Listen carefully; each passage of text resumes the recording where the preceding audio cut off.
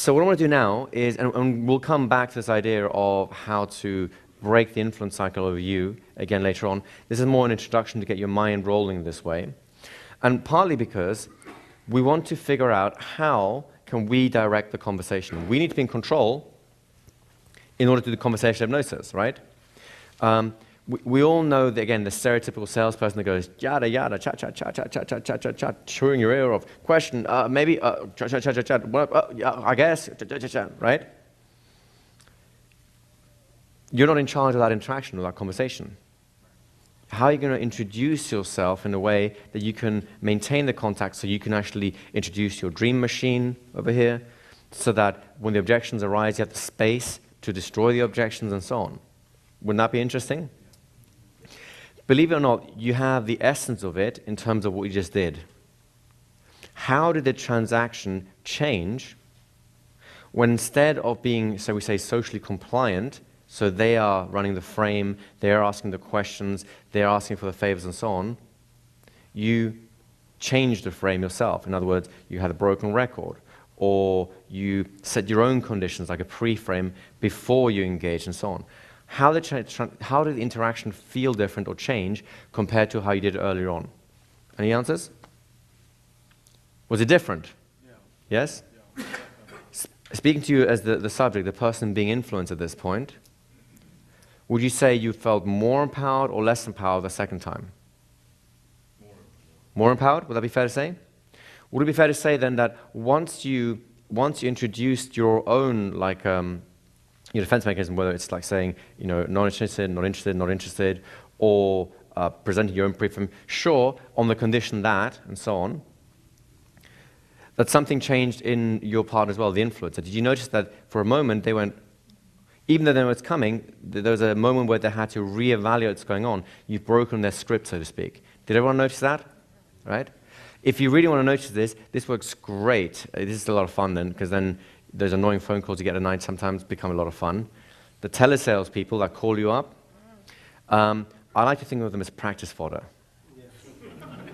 Right? Because they're going to annoy you one way or the other. So, you know, if you haven't got time, fine, just hang up, it's all good. But if I just remembered, one guy I just decided to just like try all kinds of things out. I annoyed him so much, he ended up giving me doing crank calls for the next hour.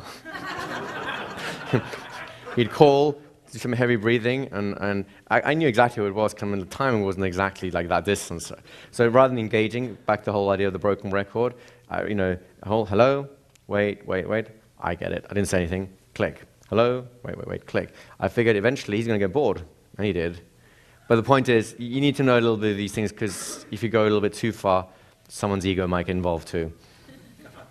But on that note aside, telesales people are great people to start playing with because they have a sales script. Often if it's a good sales script, you'll recognize a lot of the patterns we've talked about already. More importantly, their mindset is fixed. Because they are stuck on a script, they cannot interact properly. They can, the good ones will dissect the scripts and know how to feed back into it smoothly and conversationally.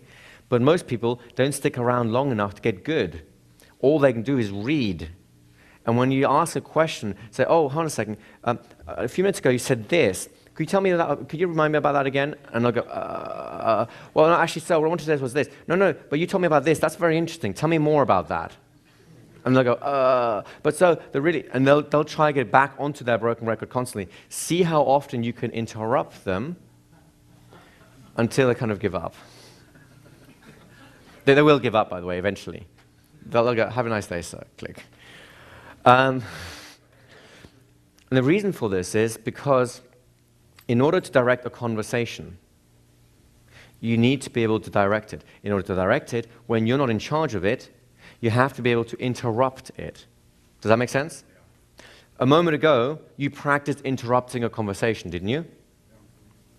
It was a more hardline interrupt because we're basically showing you how to not be caught in a social construct. But what if you are in that social contract? It's appropriate to be in that, whether it's a business meeting or you're talking to your kids and so on. You know, you don't want to break the social contract at that point, but you still need to be in charge of the interaction. What do you do then? Isn't that an interesting question to ask? this is where interruptions become important. But doing them elegantly is also important, because when you interrupt, you run the risk of, when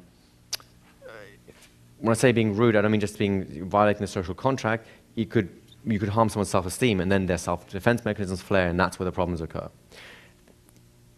The problem is not the interruption. The problem is if someone's ego is bruised as a result of the interruption. Does that make sense? You've been interrupted 1,000 times and haven't cared.